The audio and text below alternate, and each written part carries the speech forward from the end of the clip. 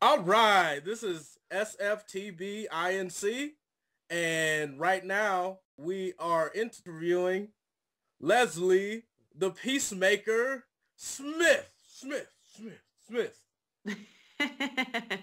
I like the echo. I dig the echo. How are you, Leslie? I'm doing good. How are you? I'm doing great. This is James, and how did you get your nickname? I came up with the Peacemaker with one of my coaches, Dan Black, when we were in Alaska for a fight. We were just kind of throwing names around back and forth because that's a pretty fun thing to do. Yeah, that's interesting because I've noticed you in both Invicta and the UFC. You have a very cool style. Like you have like a very ground and pound style. And I was like, that's kind of ironic for a lady that's named the Peacemaker to have such a go get it style. I thought that was pretty cool. Hey, thanks. Well, so the reason that I chose the Peacemaker is because it's got so many different meanings. And at any point in time, a couple of those meanings will apply for at least me or for someone else. Like, you know, Peacemaker, some people immediately think of like a weapon of some kind. Like if you're in front of your house and people are getting rowdy and you're like, hold on, I'm going to grab my Peacemaker. And you go inside, you grab a bat or you grab like a pistol or something. So there's one version, right? And then another version of it, peace, it's really in the literal meaning of the word is, you know, when I'm fighting, it's really meditative.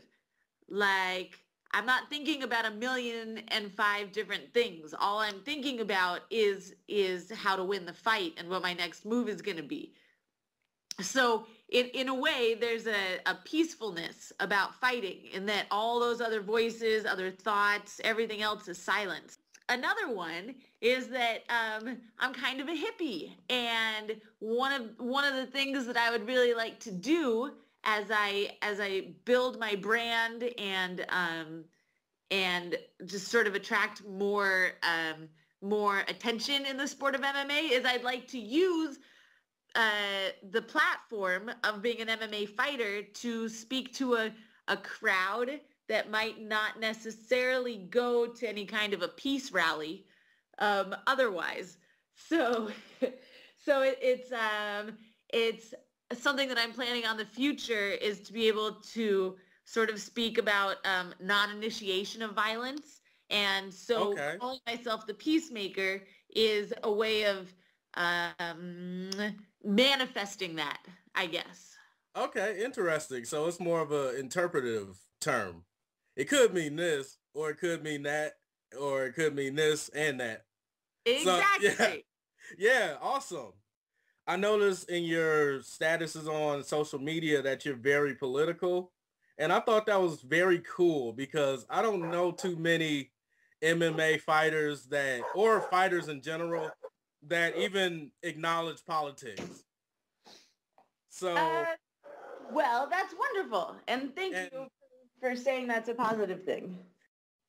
I noticed you were saying something in Spanish at that UFC 180, I believe, in Mexico. What were you saying in Spanish to the crowd?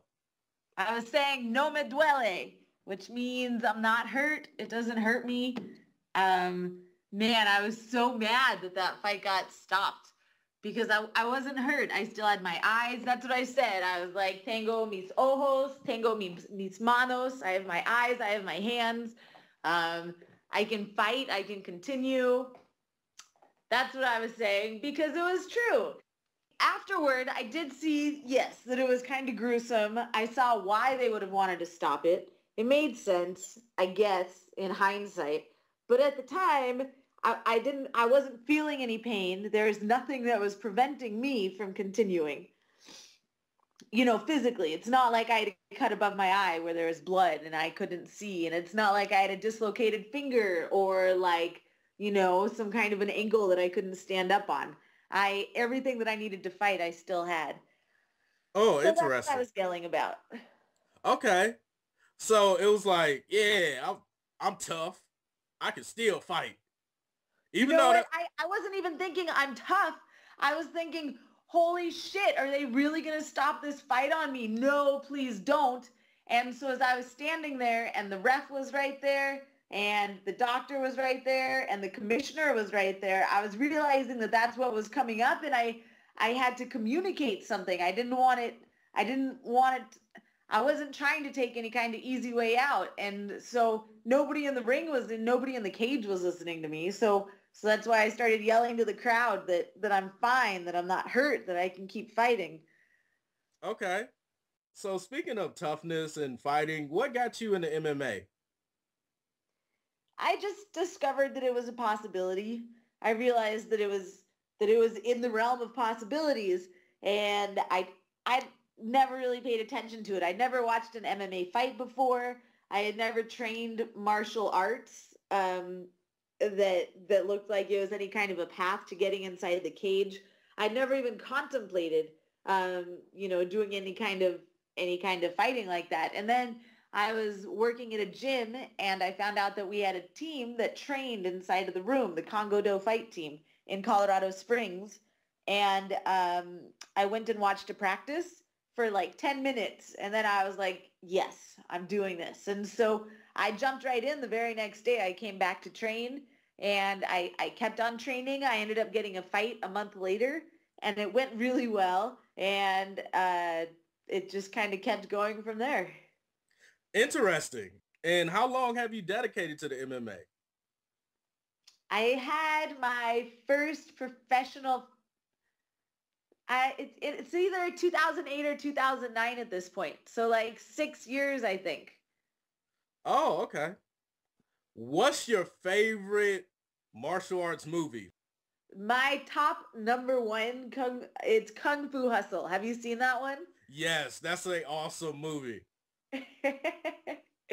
It's one of the best movies ever. Yeah, not even just in the martial arts spectrum. It's just a great movie altogether.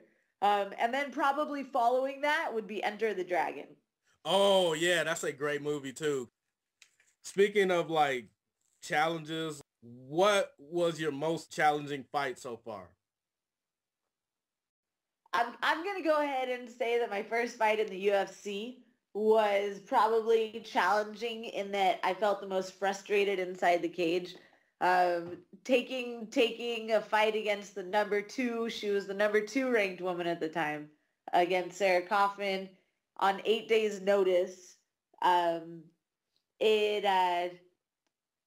never really realized how much the weeks leading up to the fight are important for my mental preparation, because I can be in really good shape physically and I can be on top of my game, but I think that the mental preparation in fully absorbing and examining a game plan from all angles and anticipating all the possibilities and being ready, or even, I mean, it's probably different for everyone, but even if it's not anticipating all the possibilities, but just relaxing into the moment and being ready mentally and physically to be able to go with the moment and think of what it takes inside of the fight.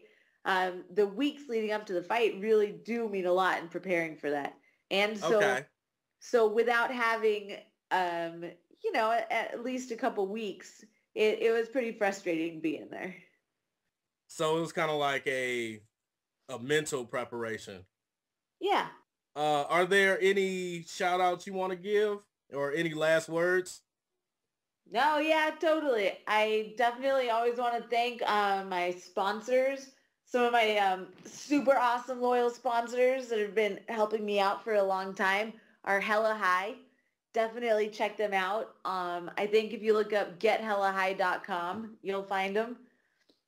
Okay. Yeah, so they've been around since they've been awesome. They're a super great supportive sponsor. And then my team, everybody at El Nino Training Center, Gilbert Melendez, Carrie Ann Taylor Melendez, they've really done a whole lot for me opening the doors of their gym, and my main coach, Johnson, really made a lot of differences. Okay, cool. Check them out, and I appreciate your time, Leslie, the Peacemaker Smith. I appreciate your time and thank you for giving us your interview. And if you want to know more about us, check us out at sftbinc.org. And we really appreciate your time, Leslie, and thank you. Hey, thanks a whole lot for having me on. I totally appreciate it. It was fun talking to you, James.